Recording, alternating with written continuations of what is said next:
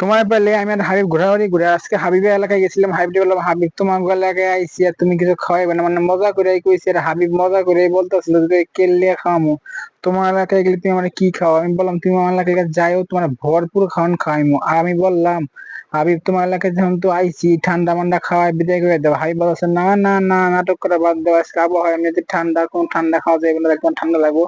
আমি একদম নাটক করা বাদ দেবো। আর কই হাবিব এখন বলতে শুরু করলো যে আমি বাসায় যাবো গা, বাসায় না গেলে আমার ওই বোন। বললাম কি হয়েছে গা, ও আসলে খুব চাপ দিচ্ছে, মানে বুঝছেন জেনে যাবো এখানে হাগা মতো আর আছেই।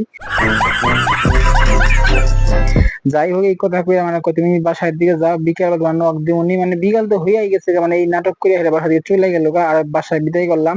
আর আমি এখন হাঁটতাছি বাসার দিকে যাই, মানে ওই তো গেছে গিয়ে ফাঁকিবাজি করে হেঁটে কালকা ধরমনি।